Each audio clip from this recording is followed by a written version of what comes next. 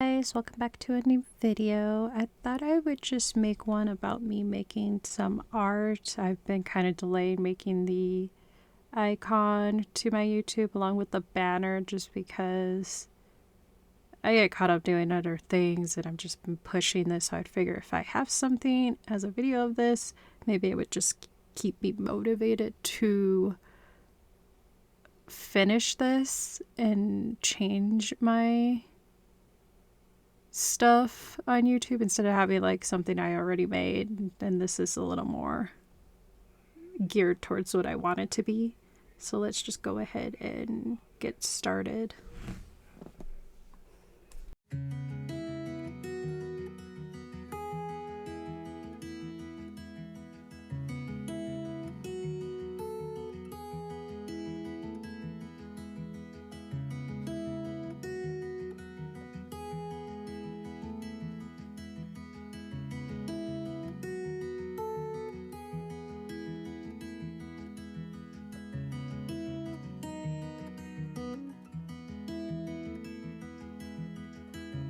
So right here I'm kind of focusing on making the hand a little bit better. I kind of realized part of the way that I wanted to add some nails, and I didn't like how it originally looked, so I kept trying to fix it.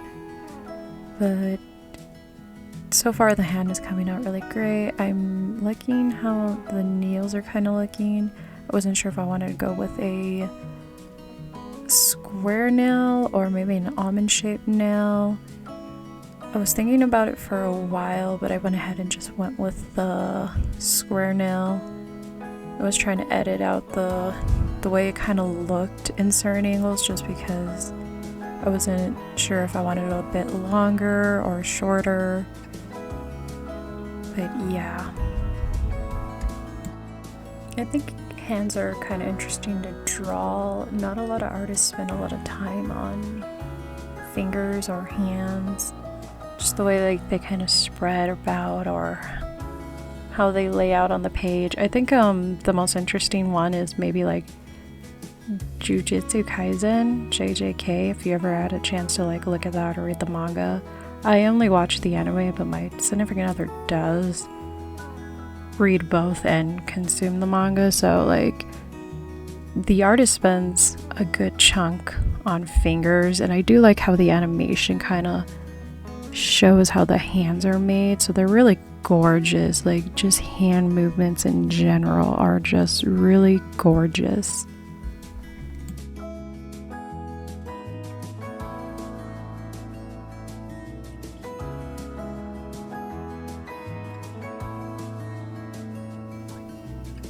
So in this area I kind of went ahead and just started figuring out where I wanted to focus on. Just kind of add a little more things that I kind of realized that I overlooked when I was originally sketching, and then fix up like the skirt, because originally I used a reference for the dress, and the way that the reference was going about is that it had like sharp flares to the skirt bottom of it, and it was a little bit hard trying to register that same flare.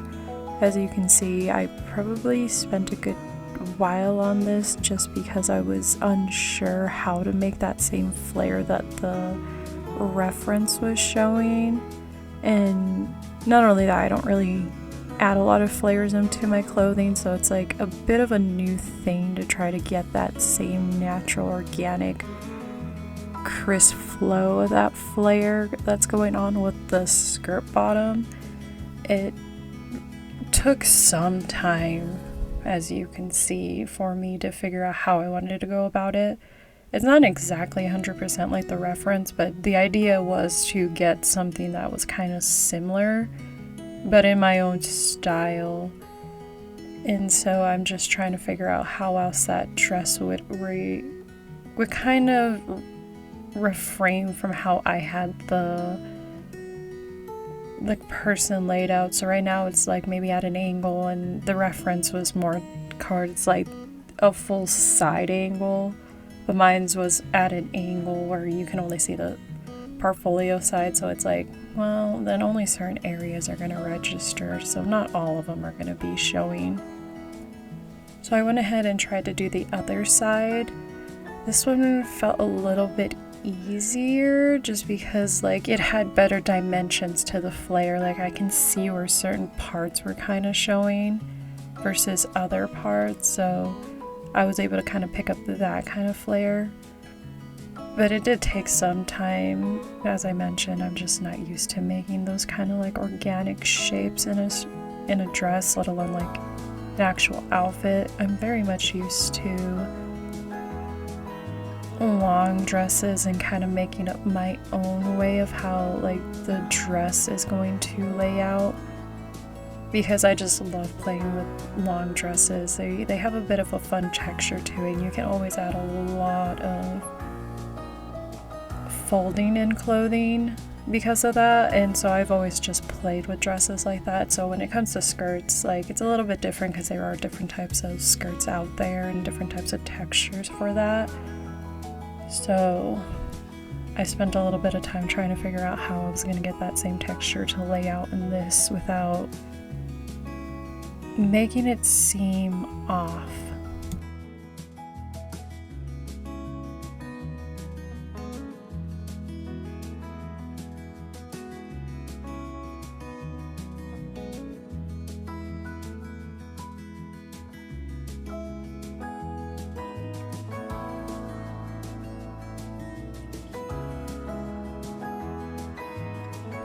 I kind of realized that I've totally spaced about the bottom part of the body, like the legs, because obviously a skirt, it's gonna show the bottom part, so I had to go back to my other reference of how I originally laid out the portfolio and try to go from there on what would be showing.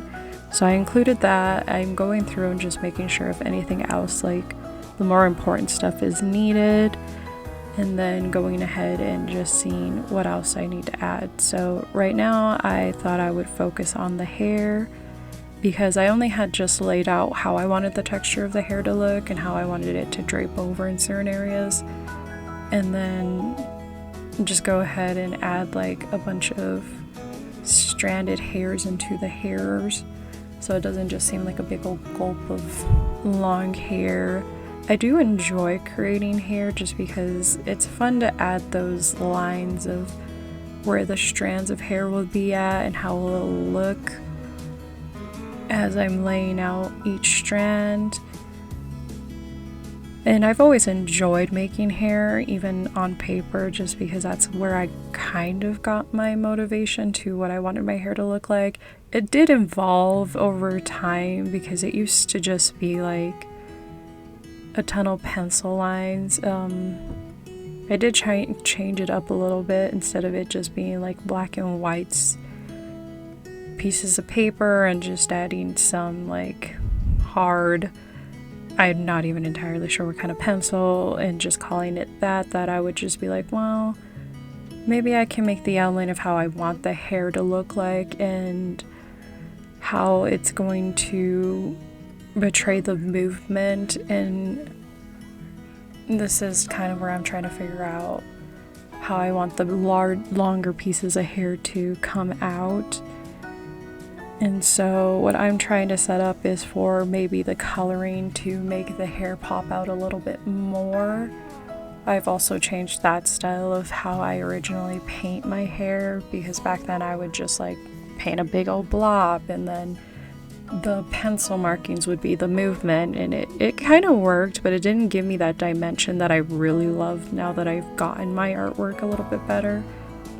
Now that I've spent a lot of time kind of like re-enhancing certain features, I kind of figured that this is the way I wanted to go about, and so this is what I like now, and that's kind of what I've been spending a lot of time doing.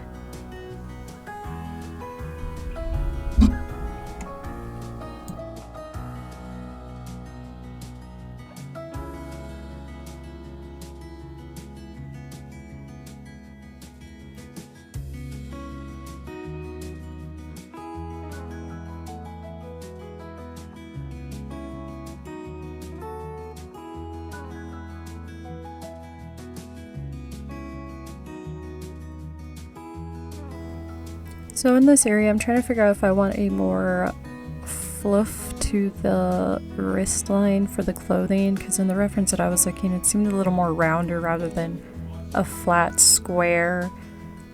I couldn't figure out if I liked it a little bit more or if I wanted to keep the original concept, and I'm staring at it now thinking it doesn't look as good. I don't like how the curve of the wrists cloth looks, so I'm comparing both the picture and that I decide that I'm just not gonna go with it because it's not pleasable to my eyes. I don't like how it looks.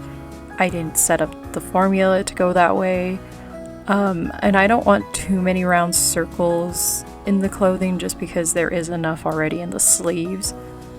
So I went ahead and just skipped that part, went back to my original concept and started adding other details that the reference kind of gives me and I thought would be nice to include, just because I'm like, well, I do like those tiny textures in the clothing. It does add characteristics to the character itself, so I'm going to include that in different ways that I would like to see.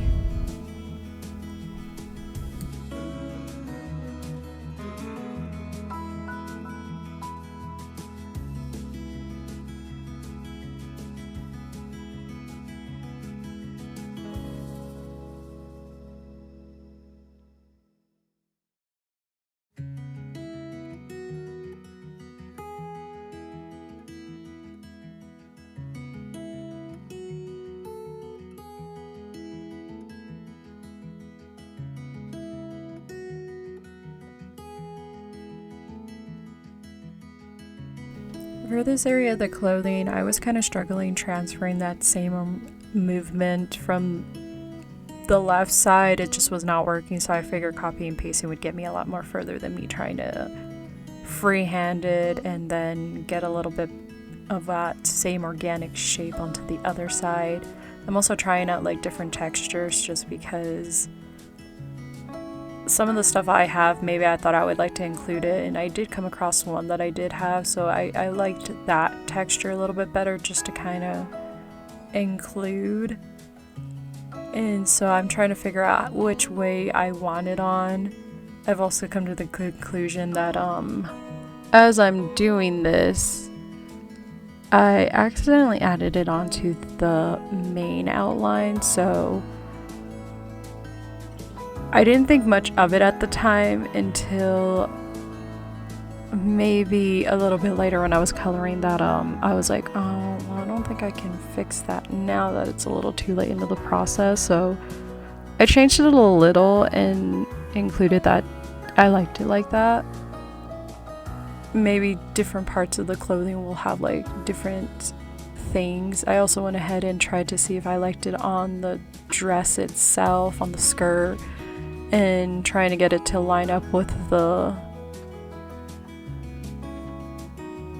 pencil markings was kind of going good, but as I'm laying them out, I didn't like how it looked. It just didn't register what I really wanted to show, and it wasn't as cute as I originally thought, so I went ahead and skipped that idea and then just kind of added it in a different area and then see if I can fix that. I also made the same mistake of including it on the same liner of the pencil marking, so obviously I had to go back and edit that and then get it the way I wanted it to originally look. So yes, it is important to label your things, and sometimes I do, but most of the time I don't, just because if I'm focused, that's going to be the least of my worry. I'm trying to get something done. I have a vision that I want to see out. Like, that is just not my worry at this point. I'm just more focused on trying to make sure that I get the idea of what I want out more than me labeling a lot of the layers that I have. I have a system where if I put it in folders, they're obviously going to mean something, and I do lock it here and there and try to focus on what I want to fix so I don't accidentally kind of delete something or overwrite something that was important because I've had the habit of doing that, and it's just like, it's the newer concept of trying to do digital art versus traditional art on paper. So it's definitely that mindset of trying to get used to like the availability you wouldn't have on a piece of paper, and fixing that kind of stuff, because digital art, you can fix anything. You can get into the gritty details of a lot of things, and I think that's what I enjoy on digital art versus traditional art. I do like all the details that I can get to. With traditional paper, like I struggle a lot with certain areas. I can't flip it or flop it to see the angle in a different perspective. It's very much, it's on that paper and it's going to stay that certain angle, and that's about as far as you're going to get. So I don't always know the proportions are that good, and having digital artwork kind of show me that is giving me that perspective of like, oh, well, that seems off, I can fix it now before it gets too late, versus whereas paper, I don't notice it until way later when I'm already finished and I had everything painted over and it's just not exactly what I wanted. So as you can see, I'm editing the dress a little bit better, getting it what I originally want it to be, and then going back and adding more details to the skirt / dress, because clearly I can't choose which description I want to use for this clothing.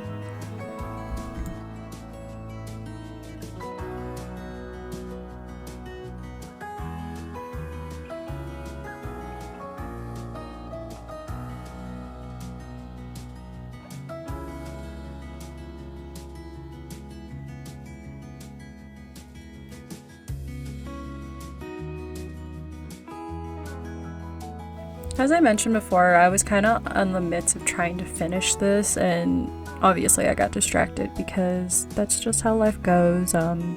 Especially when you have ADHD, you tend to lose focus on things when you walk away from them, and I had already had the layout color for the dress. Like, I took some time trying to figure out what color I wanted everything to be, and I came across this lovely shade of red. It just spoke to me.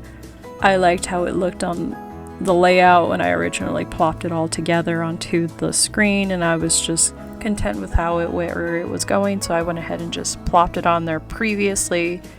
And this is just me adding more details to the upper layer of the outfit, making sure that there's shadows that need to be there, because if you ever took in art classes or you've ever noticed a lot of the people that kind of show you how to sketch and stuff, like try to get the realism, is that there is a lot of folds in clothing, and there's always going to be a shade to it no matter what. And I guess what I like to do is I like to make the clothing a little more dramatic with the shading, just because there's always crinkles and folds to clothing, and there's always so many layers of shading to an outfit that creates those layers of folds and also makes them pop. So I've always had a key habit of just like highlighting the curves, darkening certain areas with the original poppy color that was laid on top of it, just because outfits are more than a flat surface. They're very much three-dimensional. So I'm just trying to add as much shade where I think the lighting needs to hit and versus where the shade is going to hit. And this takes quite amount of years to try to get that organic clothing shape, because I've had people ask me like, well, how do you know where the shading goes? Well, how do you know where the light source is gonna hit? And I've always just made it an imaginary light source that's guided me through a good chunk of my artist life to try and figure out where I want like the lightest of the light versus the darkest of the areas to be at. And there's always going to be someone that's going to say it's going to be a little bit more better if you do it this way or that way. And to be honest, I very much like how I set up it, because it's what I want it to look like. I can sit there and have someone else tell me how to shade, and not be the way I want it, and you just gotta pick and choose what you want to show. Just gotta pick and choose what you would like to color, how you would like to color, how you would like to make certain things register. That's why artists have their own interpretation of a lot of things. I mean, it depends on how far you want to go with the realism of it versus how cartoony you want to go. It can be very cartoony and flat and all that jazz. It's just very much up to you as the artist on what you want to put out there and find your own style. I've always had my own style, so it was just going from there and then getting better as I continued to learn more materials and use more things instead of just using paper and pencil, and that just be that. I do like to add a lot of dark shades. I guess you could just say like I am very much I wouldn't even know the word. I don't think it's contrast, because it is just all one color that I'm shading with to make this dress seem a little more three-dimensional rather than flat. So I'm not exactly sure why the words are not coming to me, even though I do know the terms of them. But I do like to spend a little more time making sure each of those are in the area where they need to be. I was taking a step back just to see if I did like the layout of all the shading areas, because as I mentioned, the light source is going to tell you where everything kind of lands. It's up to you on how you want it to land overall, but there is always going to be that crink of clothing together, the way it's going to overlap, and the way the light source is going to hit. And the way I wanted it originally was like maybe the brightest kind of pop out a little bit more with that original color that I had plopped on there, with the darkest of hues kind of like giving us that illusion of the fabric fold kind of showing, along with some more highlights here and there. So when I do step in to kind of correct it, it's not this gigantic mess of color being splotched on. So here I am again, just overlooking what I think looks good, where I laid out the lighter color where the light seems to be hitting from my point of view and how I want the dress to lay out. And then I go ahead and start blending. I very much heavily rely on blending as a tool to get everything to smooth out the way I want to, just because to me, it's a lot more helpful to have it all blend together rather than it just being splotched on there and that being that. I've always used it for everything, so I spent quite some time blending, because that is my loveliest tool on here, along with painting and getting it all together and just making sure that it just blends naturally into each other instead of just being this sharp edge of colors together, that it's nicely going into a grain of different colors into the same color, and essentially.